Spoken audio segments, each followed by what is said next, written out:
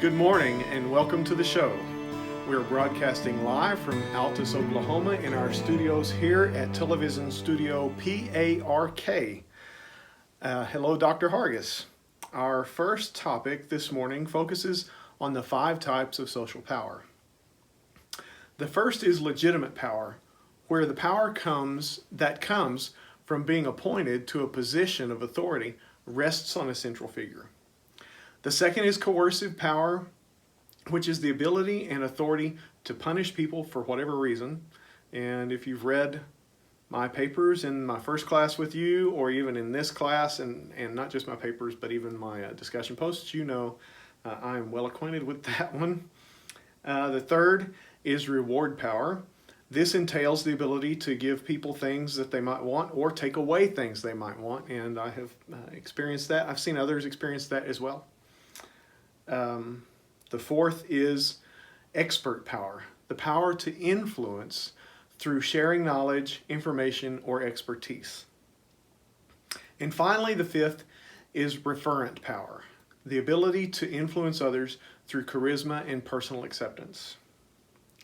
Analysis of the dominant type of social power in my current work setting reveals a person who holds positional power and wields it in such a way that those around her always expect to get in trouble sooner or later.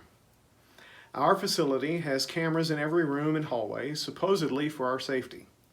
But rest assured that Big Sister is watching.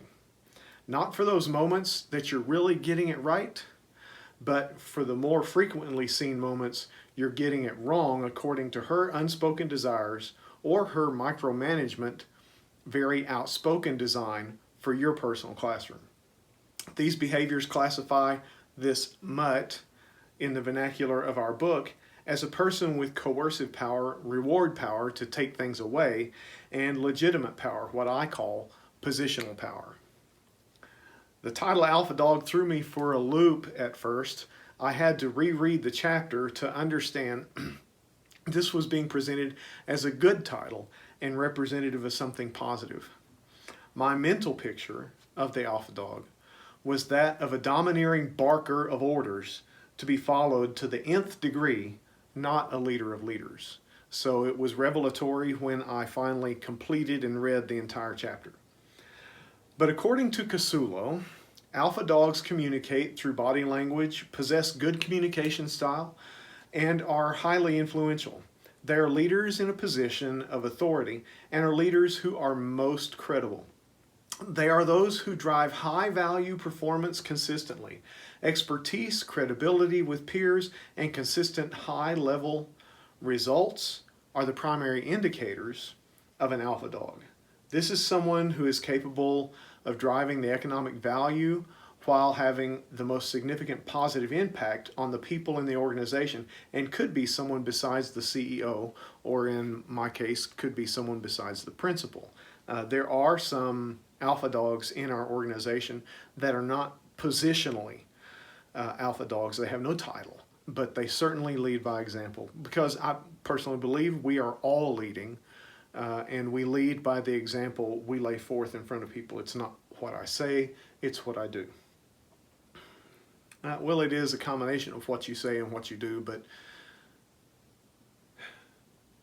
the point I'm trying to make is you have people that say, do what I say, not what I do, and that is not leadership. People will always follow what you do. Okay, sorry for the side swipe there. Alpha dogs are on the same frequency as their organization, knowingly or not. Their leadership amplifies the existing energy of the organization and the other leaders within it. The concept of the alpha dog helps to narrow down my perception of true leaders within the organization.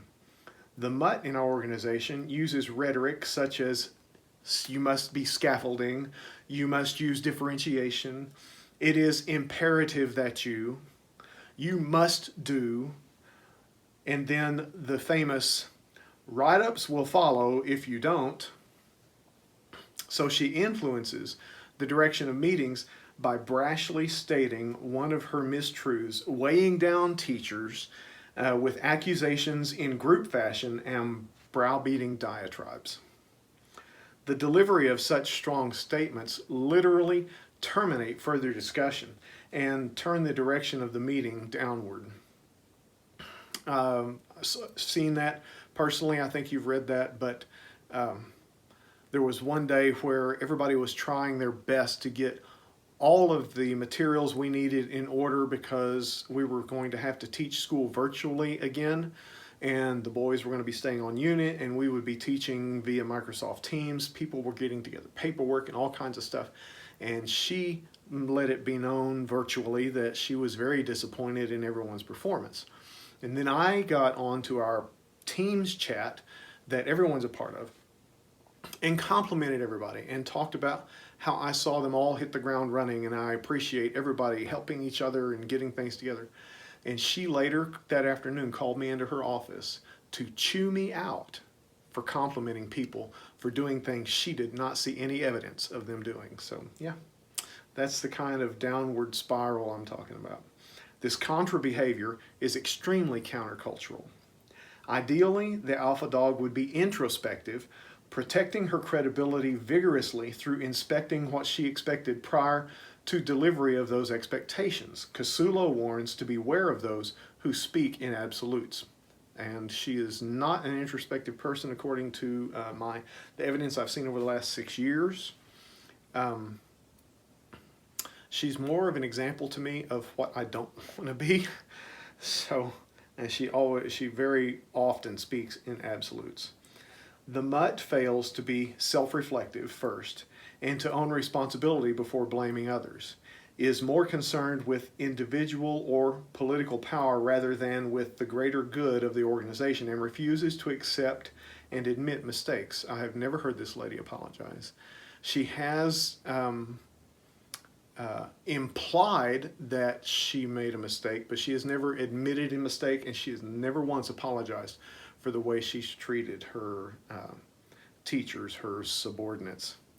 Casulo also warns to be wary of those who also seem to need a scapegoat and never appear to acknowledge that they might have had a role in a difficulty that arose. And that day that I illustrated just now about how she didn't see people performing the way she wanted them to, and I did, and I complimented them, there was miscommunication between her and the secretary that we were supposed to delay start. And she never held her accountability, herself accountable for that mistake, but sought a scapegoat, and I ended up getting to be that scapegoat. So personally, I'm drawn to people who are quick to share credit, slow to point fingers, and have humility and internal reflection. So that's my summation of this incredible chapter, chapter 5 on the alpha dog. Thank you for your time and attention.